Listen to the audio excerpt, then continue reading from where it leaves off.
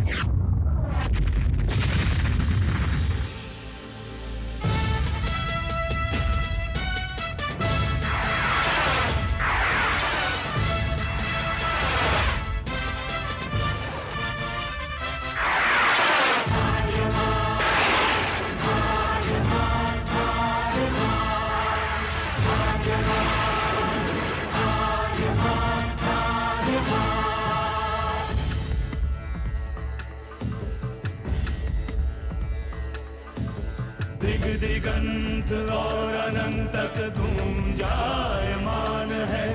ब्रह्मनाद है विधि का वो अटल विधान है। धर्म की अधर्म पर विजय का वो प्रमाण है। जायमान है वो अटल विधान है। विजय का वो प्रमाण है। ब्रह्मांड का महान योद्धा आर्यमान है।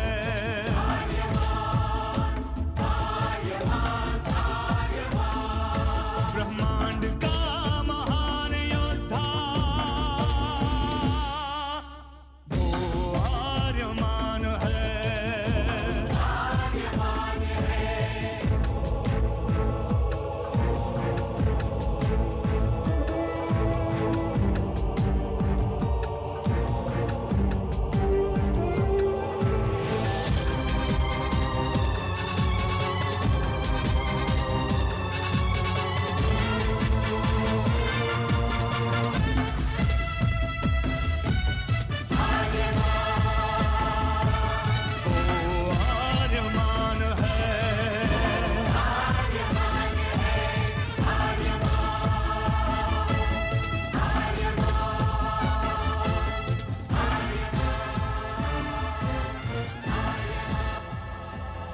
अनंत असीम ब्रह्मांड, अद्भुत, विशाल, विराट, जहां असंख्य आकाश गंगाएं प्रतिक्षण बनती रहती हैं, मिटती रहती हैं।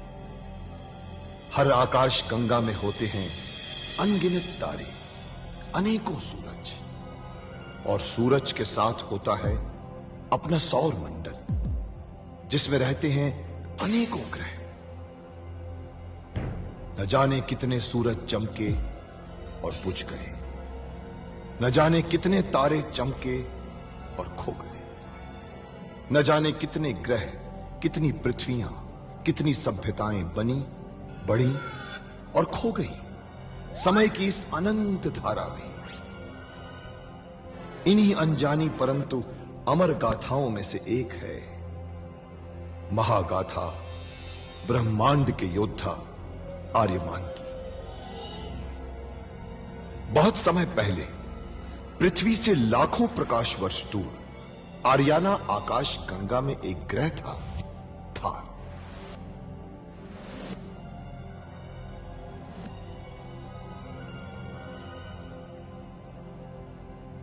थार एक रेगिस्तान था, पानी की बूंद नहीं थी, फिर भी पूरे ब्रह्मांड के लिए मूल्यवान था थार, क्योंकि थार में थी ऐसी खाने जहां से दुर्लभ जीवनदायी पदार्थ निकलता था, जिसे थारस कहते थे। यह किसी भी ग्रह की जहरीली से जहरीली हवा को भी रासायनिक प्रक्रिया से प्राणवायु बना देता था, जीने के लायक बना देता था। कहावत थी, थारस जिसके वश में, पूरी आकाश गंगा उसके वश में।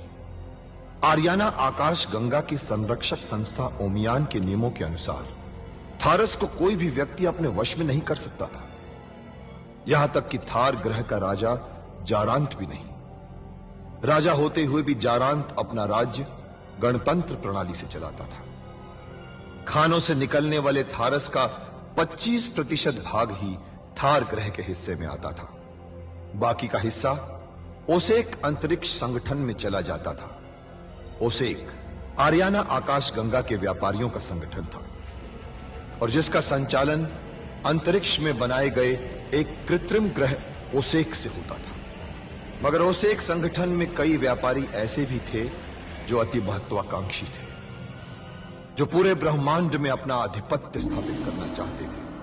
परंतु जब तक ओमियान था तब तक कोई कुछ नहीं कर सकता था। ओमियान अंतरिक्ष के लोगों की संरक्षक संस्था थी जो अंतरिक्ष के निवासियों के हितों का पूरा ध्यान रखती थी और अपनी शांति सेना के द्वारा संपूर्ण ब्रह्मांड में शांति और व्यवस्था बनाए रखती थी। इसी ओमियान संस्था का अध्यक्ष था महान होशिंग। होशिंग जिस ग्रह पर रहता था उस ग्रह का नाम था कुरुक्षेत्र, जहां आज छिड़ी हुई है एक महाजंग। स्वप्न है तू अनगिनत पीड़ित दुर्बलों का, जिनका बल छीन रहे नारक के साम्राज्यवादी। इन सारे सपनों को बिखेरना चाहते थे तेरे शत्रु, जो तेरा जीवन मिटाना चाहते थे तेरे जन्म से पहले।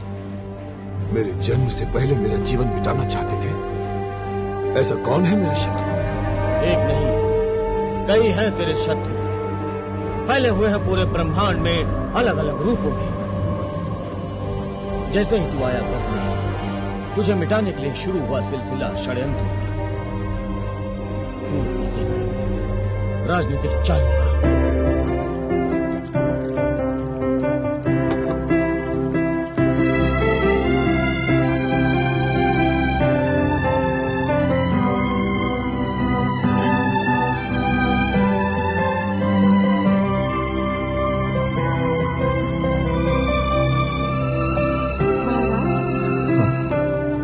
रासा, तुम कुछ बदली बदली लग रही हो। कैसे? तुम्हारे चेहरे पर एक अजीब सी आभा है, चमक है, जैसे तुम्हारे भीतर प्रकाश उतर आया। आप तो कविता करने लगे। कुछ तो अद्भुत हुआ है, वरना एक रात में इतना अंतर। ऐसा क्या जादू कर दिया है? लगता है ये सब उसी सपने के कारण है। मैंने कल रात एक सपना देखा। कैसा सपना? मैंने देखा एक राजकुमार अपनी अद्भुत शक्ति से थार को हरा भरा बना रहा है। सच? क्या ये संभव है? सपने भी कभी कभी सच हो जाते हैं महाराज। मैं होशिंग से पूछूंगा कि इस सपने का अर्थ क्या है। सपना सच हो या ना हो महाराज, पर इस सपने ने जो मुझे आनंद दिया है वो भी कुछ कम नहीं है। आपकी राजसभा का समय हो गया है महाराज। बधाई हो महाराज, बधाई हो। चमत्कार घटित हुआ है महाराज, चमत्कार। तो तुम्हें भी महारानी रासा के गर्भवती होने का समाचार मिल गया। महारानी रासा गर्भवती हैं?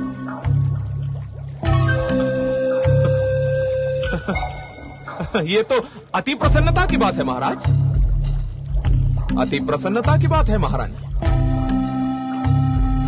परंतु मैं तो महारानी नासा के गर्भवती होने का शुभ समाचार लेकर आया था महाराज। क्या? महारानी नासा गर्भवती है? जी। आश्चर्य है। तब तो रासा की संतान निश्चय ही थार के सुनहरे भविष्य के लिए वरदान है। उसने गर्भ में आते ही चमत्कार कर दिया, नासा की कोख को भी हरा कर दिया। जानते हो शुक्रान, नासा ने एक सपना देखा है कि हमारा यह थार एक बार फिर से हरा भरा ग्रह बन जाएगा। जिसने थार और नासा की कोख दोनों को हरा कर दिया वो अवश्य ही कोई महान आत्मा होगी। रासा, आज से मैं तुम्हें अपनी महिषी और पटरानी का पद प्रदान करता हूं। आज से तुम और महारानी नासा हमारी राजमहिषियां हो, दोनों को समान पद प्राप्त है। इसकी क्या आवश्यकता है महाराज? मैं जहाँ हूँ, जैसी हूँ, ठीक हूँ। तुम्हारे चरण थार में पड़े और थार का भाग्य उदय हो गया। अगर तुम राजमहिषी नहीं बनोगी तो फिर कौन बनेगा? अब आप कहते हैं तो मानना ही पड़ेगा।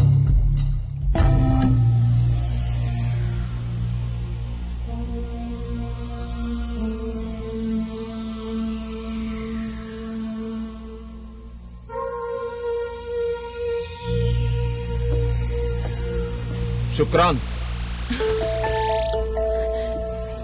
शुक्रांत,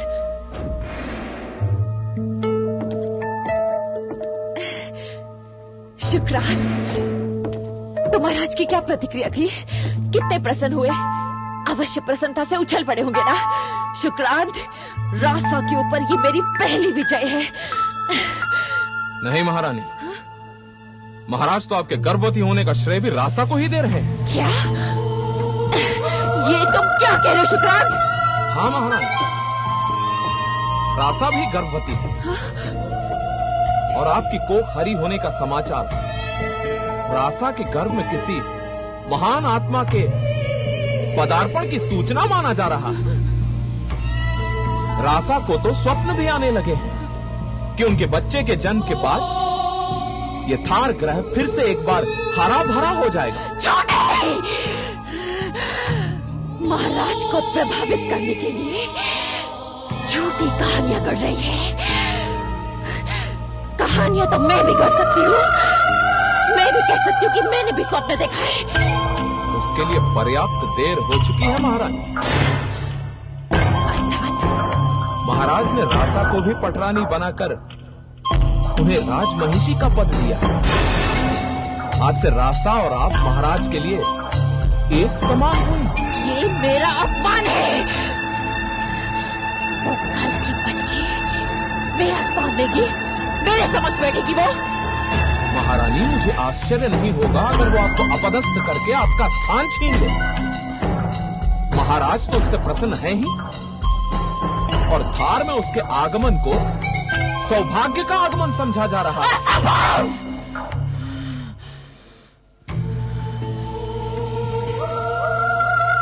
शुक्रांत, जी महारानी।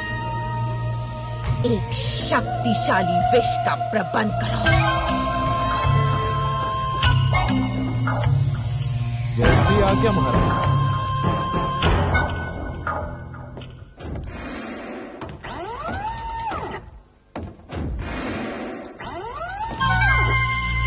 महाराज,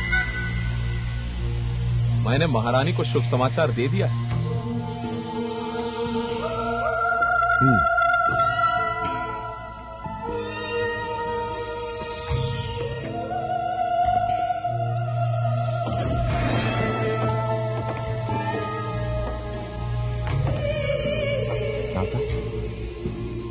रासा, रासा सचमुच ही थार के लिए सौभाग्य लेकर आई। उधर वो गर्भवती हुई और इधर तो। क्षमा कीजिएगा महाराज, मेरा समाचार रासा से पुराना है। मैं तो ये शुभ समाचार आपको देने के लिए उचित अवसर की प्रतीक्षा कर रही थी, परंतु अफसर ने मेरी प्रतीक्षा नहीं की। उसने ये श्रेय रासा को दे दिया। मेरे लिए तुम दोनों ही समान हो। महाराज, सुना है कि आपने रासा को भी राजमहिषी का पद दे दिया है। रासा, रासा और तुम मेरी दो आंखें हो जिनमें थार के भविष्य के स्वप्न पल रहे हैं। के आने के सपने देख रहा था और कुरुक्षेत्र में मैं तुम्हारे आने की गणना कर रहा था। चमकते हुए तारे को सप्त कोण के बीच में पहुंचने की अवधि 7 महीने या 28 सप्ताह।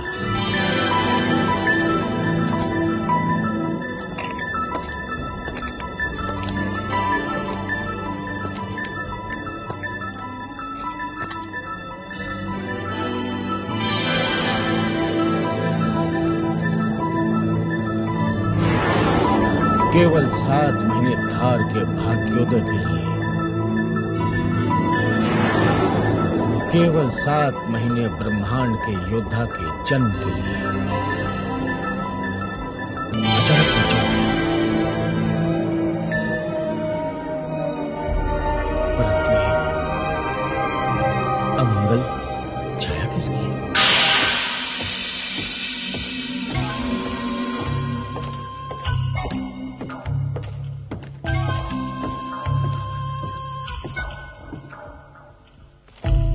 महारानी, ये लीजिए विष।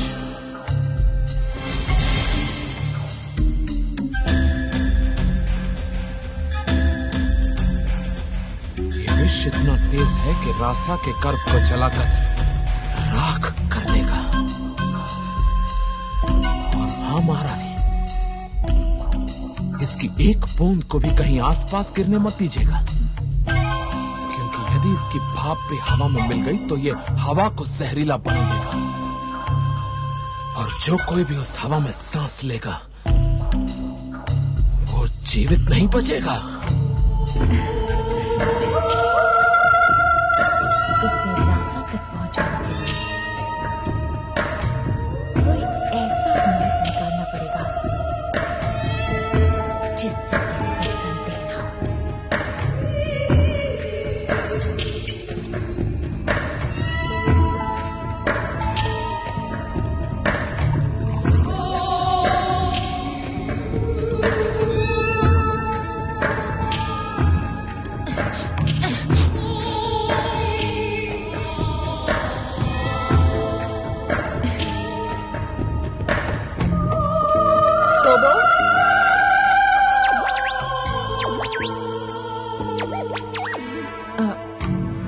जा जाकर जीनो को बुला करना।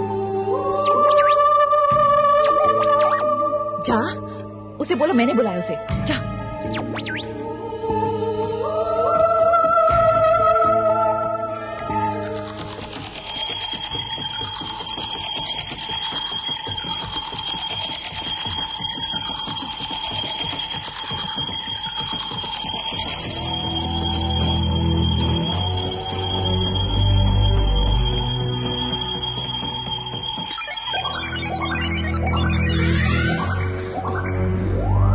क्या बात है टोपो, अभी जाओ, सोने दो मुझे।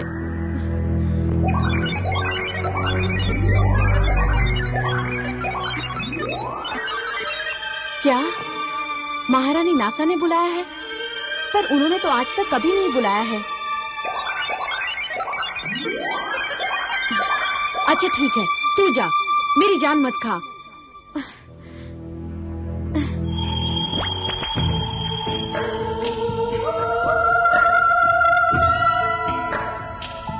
मैं जीनू हूँ महारानी। आओ जीनू।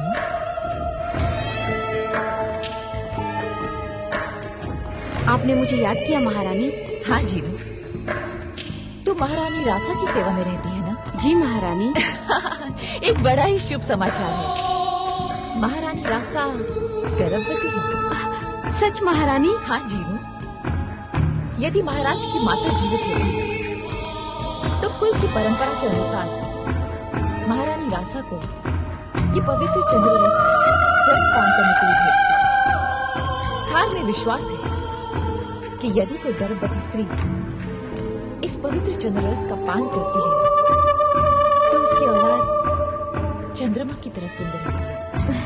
तब तो महारानी रासा को ये पवित्र चंद्ररस अवश्य पीना चाहिए महारानी। तो स्वयं उन्हें क्यों नहीं देती? हाँ, वो तुझ पर कितनी प्रसन्न होंगी। संभवतः पुरस्कार भी दे दे तुझे। ये तो मेरा सौभाग्य होगा महारानी। परंतु उनसे ये मत कहना कि ये मैंने भिजवाया है। पर क्यों महारानी? औरतों का स्वभाव तो तू जानती है ना जीनू। संभव है कि महारानी मुझ पर संदेह कर बैठी कि स्वयं बांझ होने के कारण मैंने इस पवित्र चंद्र रस में उन्हें विष मिला कर दिया है। फिर वो इसे कभी स्वीकार नहीं करेंगी। हाँ, उसे अपनी ओर से ले जाएगी तो वो तुझ पर संदेह नहीं करेगी और वो इसे स्वीकार कर लेगी। मैं समझ गई महारानी, आपका हृदय कितना विशाल है। आप महारानी रासा पर उपकार भी करना चाहती हैं, तो गुप्त रूप से। उपकार कहाँ जीनो, इसमें तो मेरा स्वार्थ है ना। स्वार्थ? महारानी रासा माता बनेंगी तो मैं भी तो बड़ी माता कहलाऊंगी ना। ले। और ध्यान रहे, इस पवित्र चंद्र रस की एक भी बूंद भूमि पर न गिरने पाए। आप शगुन होता है। आप चिंता न करें महारानी, मैं ध्यान रखूंगी।